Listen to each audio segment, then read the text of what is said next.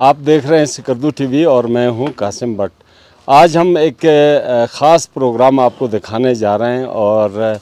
یہ district sugar میں ہم موجود ہیں اور یہ جو ایریا ہے یہ بالکل دریائے شیگر کے بالکل اوپر جو ہے یہ ایک بہت بڑا عالیشان جو ہے وہ ریزورٹ بننے جا رہا ہے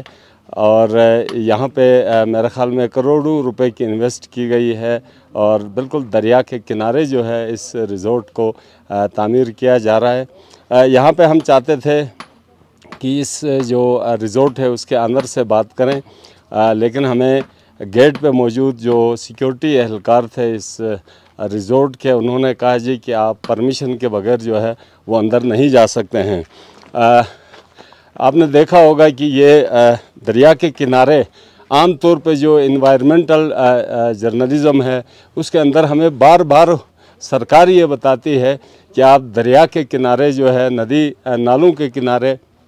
جہاں سے پانی کا اخراج ہوتا ہے اور جو پانی آبپاشی یا آبنوشی کے لیے استعمال ہوتا ہے اس کے کنارے جو ہے کسی قسم کی تعمیرات نہیں کر سکتے ہیں، لیکن اس قانون کے برعکس جو ہے یہاں پہ ایک بہت بڑا ہوٹل بنایا جا رہا ہے اور یقیناً اس ہوٹل کا جو سیوریج کا پانی ہوگا وہ دریائے شیگر میں ہی جائے گا، چونکہ اوپر پہاڑ کا ایریا ہے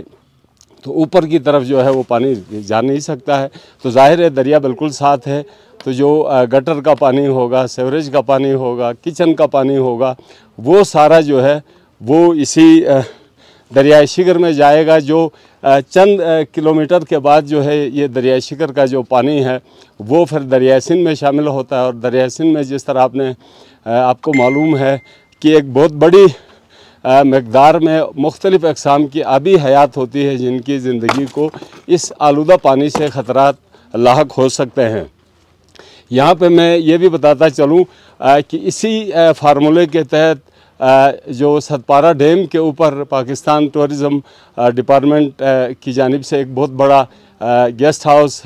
ہوٹل تعمیر کیا گیا تھا، لیکن اس ہوٹل کو بھی چلانے کی اجازت نہیں دی گئی اور اس کے اندر وجہ یہی بتائی گئی تھی اور کہ چونکہ اس کا پانی جو ہے وہ ستپارہ ڈیم میں چلا جائے گا اور جس کی وجہ سے جو سکردو کے شہری ہیں ان کو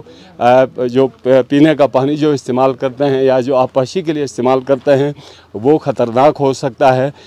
لیکن بعض جگہوں پہ ہم دیکھتے ہیں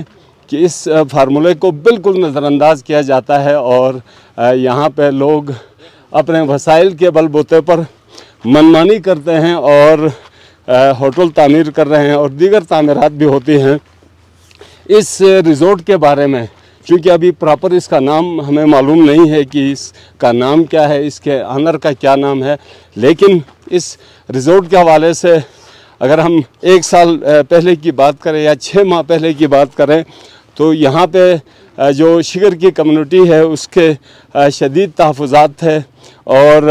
انہوں نے عدالت کا بھی رخ کیا تھا اور عوامی سطح پہ بھی بہت سارے مظاہرے ہوئے تھے۔ ڈپٹی کمشنر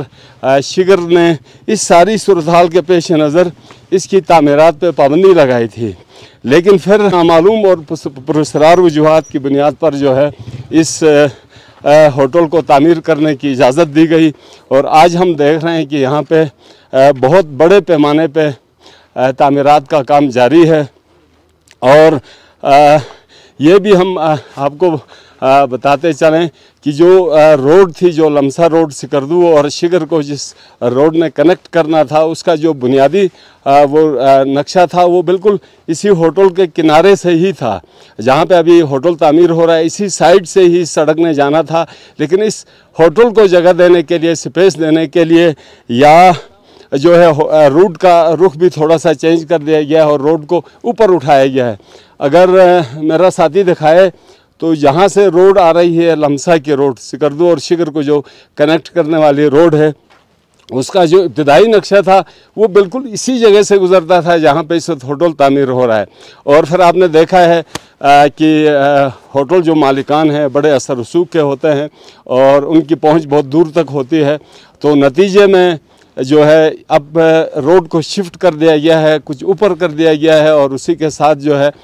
ہوٹل بھی بن رہا ہے۔ اس میں جو خاص بات یہ ہے کہ اس ریزورٹ کو فیسلیٹیٹ کرنے کے لیے यहाँ पे जो हमारी मालूमात हैं कि एक स्पेशल ट्रांसफार्मर भी जो है यहाँ पे नस्ब किया गया है। गो कि आप देखते हैं कि बल्तिस्तान के तूल अर्ज़ में बिजली का जो क्राइसिस है वो सर चढ़ के बोल रहा है और आम आदमी को मुश्किल से 1 से 1.5 घंटा बिजली मिलती है। लेकिन इस होटल को चलाने के लिए, इस रिज़ॉर्ट को चलाने के लिए यहाँ पे स्पेशल लाइनें भी मौजूद हैं। तो ऑल ओवर अगर हम बात करें तो लास्ट डेज भी हम एक हुकूमती सेमिनार में बैठे हुए थे जो बड़े पैमाने पे इको टूरिज़म की बात कर रहे थे, जो माहौल दोस्त सयाहत की बात कर रहे थे। और लेकिन कुछ जगहों पे ये सारे फार्मूले हुकूमत के बेकार हो जाते हैं। न जाने वो कौन सा दबाव होता है या कौन सा असर रसूख होता है कि होटल मालिकान जो है वो अपनी मनमानी करते हैं। और आने वाले दिनों में भी अब इसके अंदर कुछ और सवालात भी हैं जिसका हम अगले किसी प्रोग्राम में डिस्कस करेंगे कि ये जो ज़मीन अलाट हुई है या ख़रीदी गई है, ये उस दौरान ख़रीदी गई है जब साबिक़ वज़ीर-ए-आज़म इमरान खान ने गिलगित बल्तिस्तान में ज़मीनों की ख़रीद व फ़रोख्त पे पाबंदी लगाई थी। और इसी वज़ीर-ए-आज़म के हुक्मनामे के तहत डिस्ट्रिक्ट एडमिनिस्ट्रेशन ने ख़रीद व फ़रोख्त पे दफ़ा 144 नाफिज किया था। और फिर ये अहकामात भी हवा में उड़ गए, चूँकि यहाँ मामला कुछ शायद मुबैना तौर पर लेन देन का था या असर रसूख का था कि ये सारे मामला दब गए। और यहाँ पे अब एक बहुत बड़ा रिज़ॉर्ट जो है तामीर होने जा रहा है। कुछ और भी चश्मकुशा इंकशाफात हमारे पास हैं, इंशाल्लाह वो आने वाले दिनों में मज़ीद हम आप तक पहुँचाएँगे।